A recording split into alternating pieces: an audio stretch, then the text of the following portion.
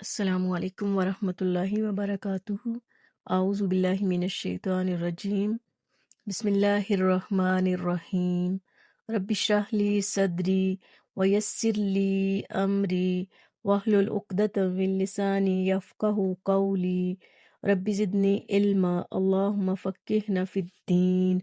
अल्लाहुम्मा सल्लि अला मुहम्मदिन व अला आलि मुहम्मद। अहमियतुस सौमी, रमज़ान की बरकतों से महरूम रहने वाला बेनसीब है। अन अनस इब्न मालिक रज़ियल्लाहु अन्हु काला दहला रमदाना काला रसूलुल्लाहि सल्लल्लाहु अलैहि वसल्लम इन्न हाज़ुश शहरा क़द हदरकुम व फ़ी लैलतुन खैरुम मिन अल्फ़ि शहर मन हुर्रिमाहा फ़क़द हुर्रिमल खैरा कुल्लहु वला युहरमु खैरहा इल्ला महरूमुन। रवाहु इब्ने माजा। हज़रत अनस बिन मालिक रज़ियल्लाहु अन्हु से रवायत है, रमज़ान आया तो रसूलुल्लाह सल्लल्लाहु अलैहि वसल्लम ने फरमाया, ये महीना जो तुम पर आया है इसमें एक रात ऐसी है जो कद्र मंजिलत के एतबार से 1000 महीनों से बेहतर है। जो शख्स इसकी सादत हासिल करने से महरूम रहा वो हर भलाई से महरूम रहा। नीज़ फरमाया, लैलतुल कदर की सादत से सिर्फ बेनसीब ही महरूम किया जाता है। इसे इब्ने माजा ने रवायत किया है। तो हम सबको इस महीने की कदर करनी चाहिए। हमें नहीं मालूम कि अगला रमज़ान हमारी ज़िंदगी में आता है या नहीं। ये मौका हाथ से ना जाने पाए, इससे पूरा पूरा फ़ायदा उठाएं और ख़ुसूसन आखिरी अशरे में। रमज़ान पाने के बावजूद मग़फ़िरत हासिल ना कर सकने वाले के लिए हलाकत है।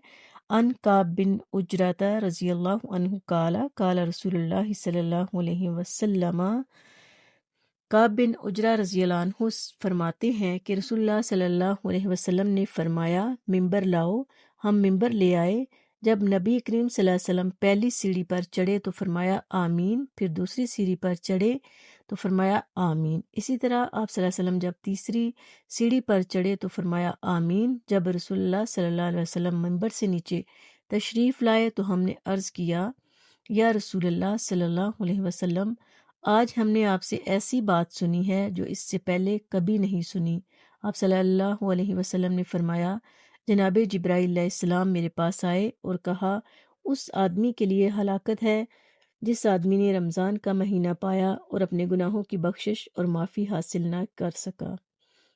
उसके जवाब में मैंने आमीन कही। फिर जब मैं दूसरी सीढ़ी पर चढ़ा तो जनाब जिब्राईल अलैहिस्सलाम ने कहा, हलाकत है उस आदमी के लिए जिसके सामने आप सल्लल्लाहु अलैहि वसल्लम का जिक्र किया जाए और वो आप पर दरूद ना पढ़े, दरूद ना भेजे। मैंने इसके जवाब में आमीन कही।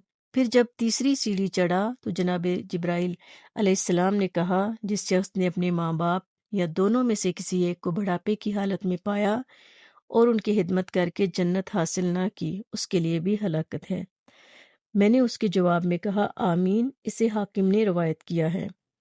तो इस हदीस से क्या पता चलता है कि जिसको अल्लाह ताला मौका दे उसके लिए बख्शिश के समान फराम करे और उसके लिए इसके बावजूद वो फ़ायदा ना उठाए तो वो बदबख्ती है। उसके लिए खुद उसकी ज़ात को ही नुकसान होता है। ऐसा शख्स अल्लाह ताला का कुछ नुकसान नहीं कर सकता। इसमें आप देखें कि दुआ करने वाले जिब्राईल अलैहिस्सलाम हैं और उसके ऊपर आमीन कहने वाले आप सल्लल्लाहु अलैहि वसल्लम हैं। फिर वो दुआ कैसे ना सुनी जाएगी।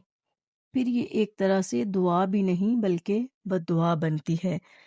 और इसमें रमज़ान के अलावा दरूद शरीफ की फ़जीलत का भी पता चलता है और वालिदैन की खिदमत की अहमियत भी पता चलती है। और ख़ुसूसन बुढ़ापे के वक़्त वालिदैन का ख्याल रखना और उनकी ज़रूरियात को पूरा करना और उनकी मदद करना नहायत ज़रूरी है।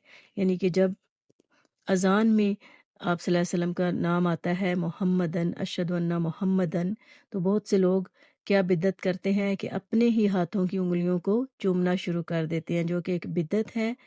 तो इससे हमें बचना चाहिए। बजाय इसके कि हम अपने ही ऊँटों और उंगलियों को चूमना शुरू कर दें, हमें सल्लल्लाहु अलैहि वसल्लम पढ़ना चाहिए, यानी कि दुरूद शरीफ पढ़ना चाहिए, जिसका यहाँ पे हमें वाज़िह हुक्म मिल रहा है। अगली हदीस देखते हैं।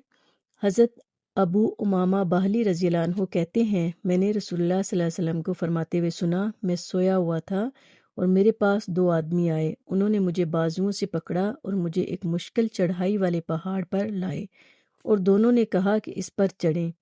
میں نے عرض کیا میں نہیں چڑھ سکتا۔ انہوں نے کہا ہم آپ کے لیے سہولت پیدا کر دیں گے۔ بس میں چڑھ گیا حتیٰ کہ میں پہاڑ کی چوٹی پر پہنچ گیا، جہاں میں نے شدید چیخو پکار کی آوازیں سنی۔ میں نے پوچھا یہ آوازیں کیسی ہیں؟ انہوں نے بتایا یہ جہنمیوں کی چیخو پکار ہے۔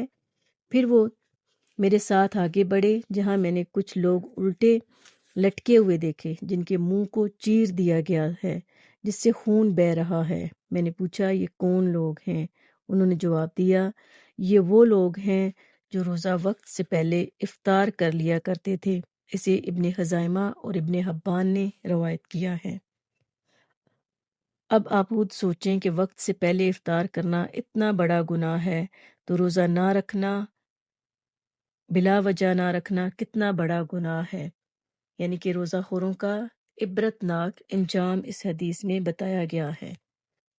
اللہ تعالیٰ سے دعا ہے اللہ سبحانہ تعالیٰ ہم سب کو نیکی کی توفیق دے اور نیک عمل کرنے کی توفیق دے، برائیوں سے بچنے کی توفیق دے۔ ربنا آتنا فی الدنیا حسنۃ وفی الآخرۃ حسنۃ وقنا عذاب النار۔ ربنا تقبل منا انک انت السمیع العلیم وتب علینا انک انت التواب الرحیم۔ سبحانک اللہم و بحمدک اشہد ان لا الہ الا انت استغفرک و اتوب الیک۔ السلام علیکم ورحمۃ اللہ وبرکاتہ۔